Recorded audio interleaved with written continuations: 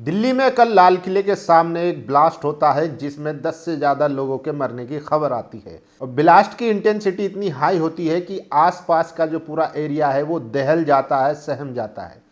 लाल किले पर चांदनी चौक पर अक्सर यूट्यूबर जाकर वहां पर पब्लिक ओपिनियन करते हैं, जनता से राय लेते हैं। उस वक्त की भी वीडियो वायरल हो रही हैं और वो धमाके की इंटेंसिटी उस वक्त की कैमरों में कैद है, सोशल मीडिया पर वायरल है। लेकिन इस बीच सबसे बड़ा सवाल है मीडिया की जिम्मेदारी का। गोदी मीडिया जो हर काम में मुसलमानों को दोषी ठहराने के लिए घूमता फिरता है। हालांकि अभी तक तमाम जांच एजेंसियों की तरफ से कोई आधिकारिक बयान नहीं आया है कि ये हादसा है या ये कोई आत्मघाती हमला है। लेकिन मीडिया जिस तरीके से खबरें चला रहा है उसने सीधा दोष पूरे मुसलमानों पर मढ़ने की कोशिश की है। और ये वही मीडिया है, आप सोचिए, जो एक जिंदा आदमी पर 1.5 घंटे का एपिसोड चला देता है, और वो भी prime news anchor Anjana Om Kashyap. Dharmendra जो फिल्म स्टार हैं वो अभी जीवित हैं, लेकिन उसके बावजूद भी 1.5 घंटे का एपिसोड चला दिया। तो आप इनकी विश्वसनीयता समझ सकते हैं और ना ही मामले की गंभीरता को समझते हैं। अभी तक आधिकारिक तौर पर कोई जांच एजेंसियों की तरफ से कोई ऐसा बयान नहीं आया है जिसमें कहा जा सके कि ये आतंकवादी हमला था या हादसा था। अभी तक तमाम एजेंसियां कह रही हैं कि मामले की जांच हो रही है, जगह जगह पकड़ धकड़ हो रही है। जिस गाड़ी में ब्लास्ट हुआ उसके तमाम ओनर जो है पकड़े गए हैं, उनसे भी पूछताछ जारी है। वहीं दूसरी तरफ जो फरीदाबाद में डॉक्टर पकड़े गए थे, वो जिस यूनिवर्सिटी में पढ़ाते थे अल फलाह, वहाँ पर भी छापेमारी की खबर आ रही है। लेकिन मीडिया कितनी गैर जिम्मेदारी के साथ खबरें चलाता है वो आज हम आपको बताएंगे। किस तरीके से हर चीज़ में वो हिंदू मुसलमान करने की कोशिश करता है वो भी बताएंगे। साथ ही साथ प्रधानमंत्री, गृह मंत्री की क्या जिम्मेदारी है उस पर भी बात करेंगे। आदाब, नमस्कार, मैं फैसल और आप देख रहे हैं नेशनल दस्तक। वीडियो थोड़ा लंबा होगा लेकिन सबूतों के साथ आज दिल्ली ब्लास्ट पे खुलासा करूंगा कि किस तरीके से मीडिया जो है वो मुसलमानों को टारगेट करने की कोशिश कर रहा है। तो एक एक करके देखिए सबूतों के साथ। सबसे पहले देखिए जो मीडिया खबरें चला रहा है और एंकर लिख रहे हैं कि हर मुसलमान आतंकवादी ही क्यों होता है और मदरसों से इनकी शिक्षा मिलती है, उनको बैन करना चाहिए। तो उनको ये भी बताना चाहिए था कि जो हमले में घायल हुए हैं, जो ब्लास्ट में घायल हुए हैं, उनमें कितने मुसलमान हैं। मैं आपके सामने वो दिखा देता हूँ। देखिए उनकी लिस्ट मैं आपको बता देता हूँ। साइना परवीन है, हंसुल है, शिवा जायसवाल है, मिस्टर समीर है, जोगिंदर है, भवानी है, गीता है, विनय पाठक है, पप्पू हैं, विनोद हैं, शिवम है, मोहम्मद शाहनवाज है, आकाश शर्मा है, अशोक कुमार है, एक अननोन भी है, मोहम्मद फारूक है, तिलक राज है, और 2 अननोन है, मोहम्मद सलमान है, मोहम्मद दाऊद है और किशोरी लाल ये और आज़ाद है। तो ये सब लोग जो हैं हमले में घायल हुए हैं। ये लिस्ट जो है आधिकारिक लिस्ट है, जो LNJP हॉस्पिटल है वहाँ से ये लिस्ट आई है। और आप सोचिए कि प्रधानमंत्री ने कहा था एक और आतंकी हमला, एक्ट ऑफ वॉर होगा। 7 महीने पहले मोदी सरकार ने चेहरा चमकाने के लिए ये खबर चलवाई थी। तो देखिए इस पर भी सवाल उठ रहे, लेकिन सरकार से जवाबदेही नहीं मांगेंगे और मुसलमानों को टारगेट करने की कोशिश करेंगे। भारत के न्यूज़ चैनल, पहलगाम हमला बड़ी खबर। पहलगाम में जब हमला हुआ था बड़ी खबर, पीएम मोदी ने अपना सऊदी अरब का दौरा बीच में रद्द किया। ये होता है देश के लिए समर्पण। दिल्ली हमला बड़ी खबर, पीएम मोदी भूटान दौरे पर गए, साफ संदेश, देश का काम रुकेगा नहीं। ये होता है देश के लिए समर्पण। तो न्यूज़ जो है वो चारों तरफ से अपनी ही वाहवाही करता है और प्रधानमंत्री आज भूटान में जाके संबोधन दे रहे हैं। सोचिए, देश के वासी जो उम्मीद लगाए बैठे थे, एक वक्त था जब 2008 में 26/11 हुआ था तो देश के प्रधानमंत्री ताज होटल जाते हैं, मुंबई जाते हैं और वहाँ पर प्रेस कॉन्फ्रेंस करके देश को संबोधित करते हैं। लेकिन हमारे देश के प्रधानमंत्री जहाँ से वो हर साल लाल किले से भाषण देते हैं वहाँ नहीं पहुँच पाते हैं, वो भूटान चले जाते हैं और वहाँ से संबोधन करते हैं।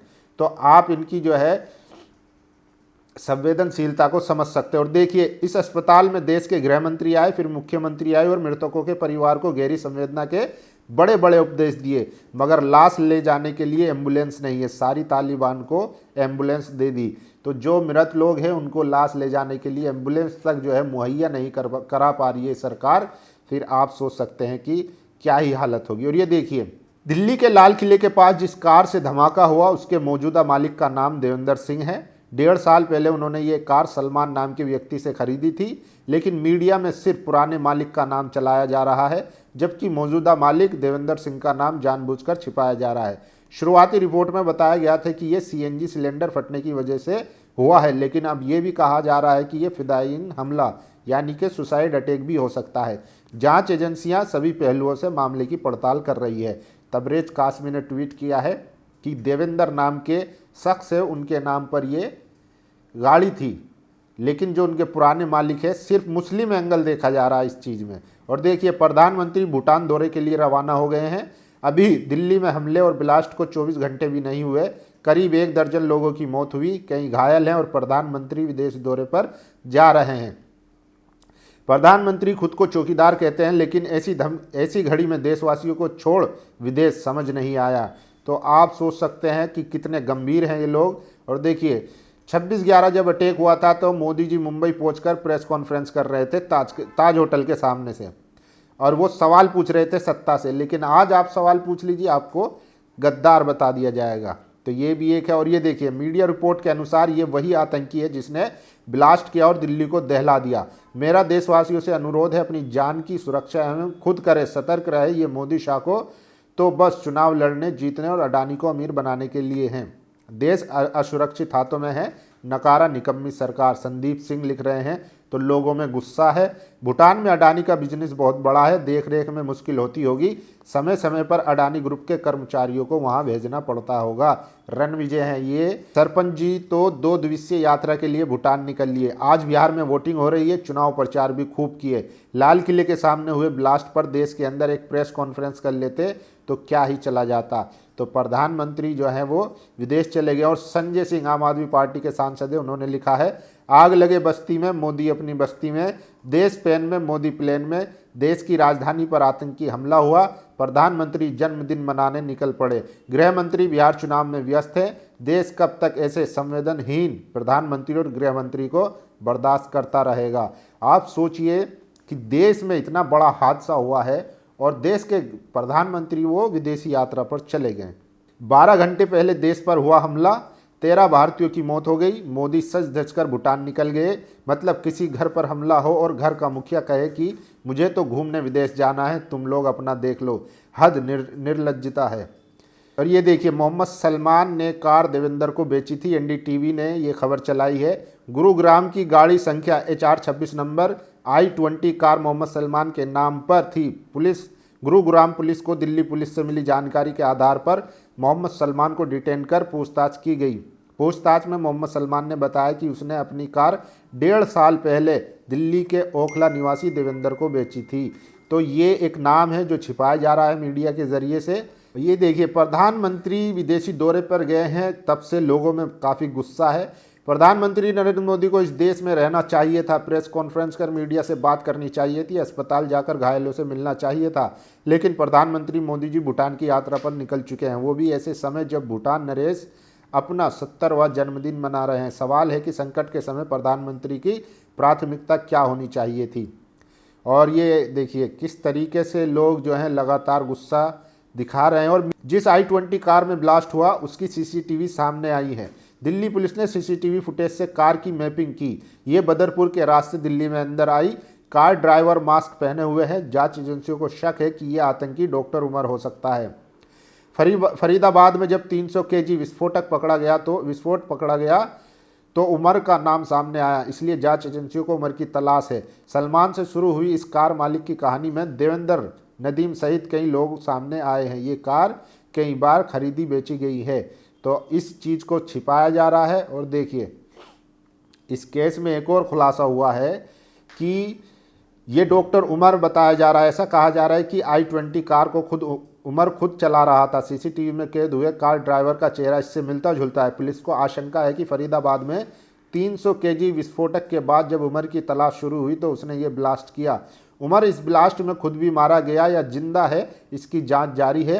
उमर पुलवामा का रहने वाला है। डॉक्टरों का कहना है कि ब्लास्ट में जो लोग मारे गए हैं उनकी बॉडी पर ब्लैकनिंग नहीं है, जो कि आमतौर पर बम धमाकों में होती है। इसलिए ये भी जांच जारी है कि आखिर ये ब्लास्ट कैसा था। तो हर एस्पेक्ट से डॉक्टर, तमाम एजेंसियां, फॉरेंसिक डिपार्टमेंट जांच कर रहा है कि ये ब्लास्ट कैसा था, क्योंकि कहा जा रहा है कि वहाँ पर ब्लैकिंग नहीं थी, जो अक्सर बम धमाकों में देखी जाती है। तो ये भी सवाल है। और शुरुआती में बयान आया था कि ये एक सीएनजी फटने का हादसा था। और देखिए, दिल्ली के लाल किले के पास सोमवार को एक Hyundai i20 कार में विस्फोट हुआ। ये कार हरियाणा नंबर प्लेट वाली थी। वाहन का मालिक मोहम्मद सलमान गुड़गांव निवासी है, जिसे पुलिस ने पूछताछ के लिए हिरासत में लिया है। जांच में सामने आया है कि ये कार जम्मू कश्मीर के एक व्यक्ति तारिक को बेची गई थी। मामले की जांच दिल्ली पुलिस की स्पेशल सेल और NIA द्वारा की जा रही है। UAPA के तहत मामला दर्ज किया गया है। इसी दिन फरीदाबाद से लगभग 29 किलोग्राम विस्फोटक सामग्री बरामद की गई, जिसकी संभावित कड़ी इसी नेटवर्क से जोड़ी जा रही है। जांच एजेंसियों ने जम्मू कश्मीर के कुछ डॉक्टरों से पूछताछ की है। अभी तक किसी आतंकी संगठन या व्यक्ति की भूमिका की औपचारिक पुष्टि नहीं हुई है। जांच जारी है और सभी संभावनाओं की पड़ताल सुरक्षा एजेंसियां कर रही है। कोई नहीं पूछेगा कि फरीदाबाद तक इस भारी मात्रा में विस्फोटक कैसे आया। कोई नहीं पूछेगा कि 80 साल के आक्रमणीय और साजिशी व्यक्ति को NS से क्यों रखा हुआ है। कोई नहीं पूछेगा कि गृह मंत्री इतनी निरसंस घटनाओं और इंटेलिजेंस फेलियर के बाद भी अब तक पद पर कैसे हैं। कोई नहीं पूछेगा कि इस तरीके की टाइमिंग से घटनाएं क्यों हो रही हैं। और हाँ, जिस पर शक है वे उसी सेगमेंट में से है जिसके खिलाफ पूरे देश में माहौल बना हुआ है। तो लोग सवाल कर रहे हैं कि आखिर देसी जेम्स बॉन्ड अजीत डोभाल क्या कर रहे थे। वो कहते हैं कि 2013 से अभी तक एक भी बम ब्लास्ट भारत में नहीं हुआ, जबकि पुलवामा यहीं हुआ, उरी अटैक यहीं हुआ, पहलगाम यहीं हुआ और अब दिल्ली में।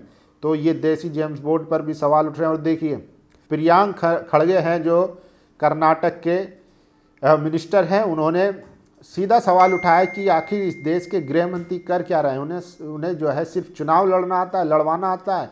24 घंटे 12 महीने वो चुनावी मोड में रहते हैं।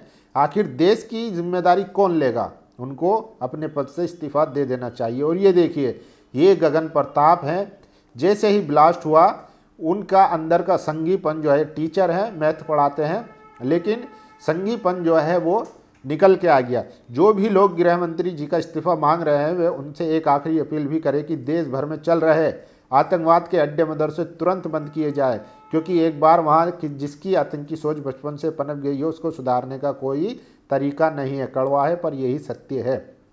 तो ये गगन प्रताप है। ना तो जांच एजेंसी का इंतजार, किसी का इंतजार नहीं करते, ये लोग खुद ही वर्डिक्ट दे देते हैं और मदरसों को इन्होंने कटघरे में खड़ा कर दिया। और अब ये जो है ट्वीट डिलीट कर भाग भी गए हैं। लाल किले ब्लास्ट की जांच के दो ही नतीजे हो सकते हैं, या तो आत्मघाती हमला या फिर कोई दुर्घटना। आत्मघाती हमला इसलिए क्योंकि बताया जा रहा है कि ब्लास्ट के समय कार में 3 लोग थे।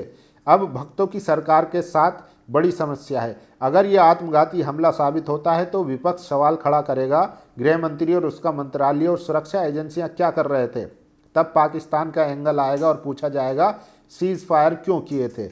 मान लेते हैं सीएनजी ब्लास्ट है, फिर आईटी सेल के एजेंडे कैसे स्थापित करेंगे, कैसे किसी एक समुदाय पर कल से किए जा रहे हमलों को जस्टिफाई करेंगे, कैसे हिंदू मुस्लिम राजनीति जस्टिफाई होगी, कैसे गोदी चैनलों की लाइन को बदला जा सकेगा।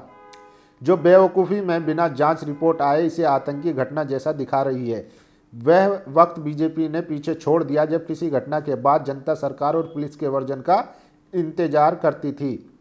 मैं यहाँ भारी मन से आया हूँ, नरेंद्र मोदी ने भूटान पहुँचने पर कहा। अरे तो मत जाते ना मोदी जी, किसी ने कनपट्टी पर कट्टा रखकर थोड़ी ही कहा था जाने के लिए, पर जिम्मेदारी से भागना तो आपकी फितरत है।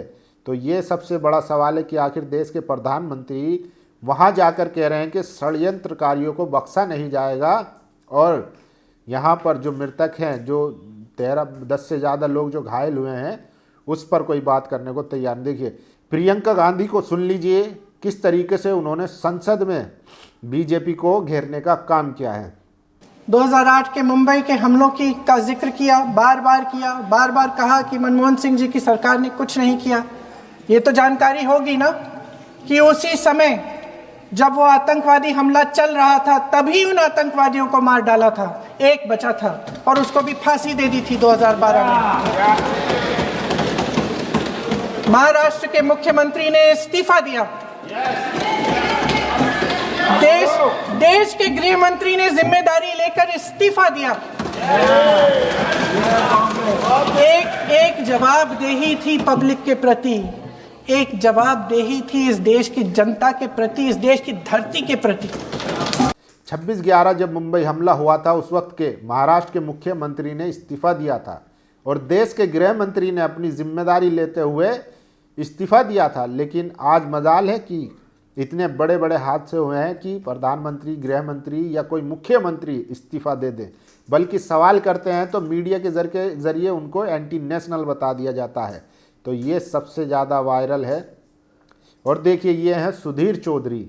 आप देखिए, सोचिए कि कितने संवेदनहीन हैं, इनकी निर्लज्जता की हद है। ये कल रात जब ब्लास्ट हुआ तो ये LNJP पर रिपोर्टिंग के लिए पहुंच गए। वहाँ पर लोग अपने गमों में थे, लेकिन ये समर्थकों के साथ, अपने प्रशंसकों के साथ जो है सेल्फी खिंचवा रहे थे। तो कितने बड़े ये निर्लज्ज हैं और संवेदनशीलता तो इनके अंदर है ही नहीं, इससे आप अंदाज़ा लगा सकते हैं। सबसे बड़ा सवाल, दिल्ली ब्लास्ट बेहद दुखद है, मृतकों के परिवारों के प्रति संवेदना। टाइम्स ऑफ इंडिया ने 7 अहम सवाल उठाए हैं जो सबको सुनने चाहिए, सोचना चाहिए और इस पर सवाल भी करना चाहिए। अगर विस्फोटकों का इस्तेमाल किया गया था तो घटना स्थल पर कोई गड्ढा, तार, कील क्यों नहीं मिली? दूसरा, I-20 कार में 3 लोगों के होने से क्या फिदायीन हमले की संभावना से इनकार किया जा सकता है? तीसरा, चलती गाड़ी में इतना शक्तिशाली विस्फोट कैसे हुआ? चौथा, अगर उसमें वाकई विस्फोट थे तो गाड़ी सुरक्षा जांच में कैसे पास हुई? पुलिस ने शुरुआत में इसे CNG विस्फोट क्यों कहा? क्या गाड़ी के कई मालिकों का होना आतंकी साजिश का संकेत देता है? फोरेंसिक टीम देर रात शाम घटनास्थल पर विस्फोटकों की मौजूदगी या कमी की पुष्टि कैसे नहीं कर पाई? तो ये कई गंभीर सवाल है कि आखिर क्या हुआ है। और ये देखिए, सबसे लास्ट में एक पत्रकार है मिश्रा जी, वो जब रिपोर्टिंग करने पहुंचे तो उनका मैकबुक ही चोरी हो गया। शुभांकर मिश्रा ट्वीट करते हैं, डियर दिल्ली पुलिस, रात 1:24 के आसपास B63 पिल्लर पर लगे कैमरे के ठीक सामने से एप्पल मैकबुक चोरी हुआ। उम्मीद है देश की राजधानी में हजारों पुलिसकर्मियों और सुरक्षा एजेंसियों और अनगिनत कैमरों की मौजूदगी में भी चोरी हुआ लैपटॉप मिल जाएगा। आप सोचिए कि ब्लास्ट हुआ था और इनका लैपटॉप चोरी हो गया। तो या तो बेरोजगारी इतनी है कि लोग बाग जो है वो, एक दफ़े प्रधानमंत्री ने कहा था कि आपदा में अवसर, तो वो आपदा में अवसर ढूंढ लेते हैं, या फिर जांच एजेंसियां, पुलिस सब इतनी निकम्मी है कि इतने बड़ा हादसा होने के बावजूद भी इस तरीके से लैपटॉप चोरी हो रहे हैं। और सवाल वही है कि आखिर इतना सारा जो विस्फोटक था वो आया कैसे, वो दिल्ली में घुसा कैसे? दिल्ली देश की राजधानी, जहां चप्पे चप्पे पर पुलिस होती है। अगर आम नागरिक निकल जाए सड़क पर तो उसने हेलमेट नहीं पहना या गाड़ी में कुछ मतलब उसके पास कागज़ नहीं है तो उनसे उगाई तो कर लेते हैं, लेकिन ये विस्फोटक आया, फरीदाबाद से घुसा और दिल्ली लाल किले के सामने जो सबसे बिजी एरिया है, जहां पर पब्लिक रहती है, टूरिस्ट रहते हैं, तो आप अंदाज़ा लगा सकते हैं। वहीं प्रधानमंत्री जो है वो जन्मदिन मनाने भूटान चले गए हैं। अपनी राय जरूर दीजिए। शुक्रिया। नेशनल दस्तक की आपसे गुजारिश है कि अगर इसको बचाना चाहते हैं तो नेशनल दस्तक को सब्सक्राइब करने के लिए रेड कलर के सब्सक्राइब बटन को दबाएं, फिर बेल आइकन की घंटी दबाएं। नेशनल दस्तक को बचाने के लिए बहुत जरूरी है कि हर खबर को शेयर करें, लाइक करें, कमेंट जरूर करें।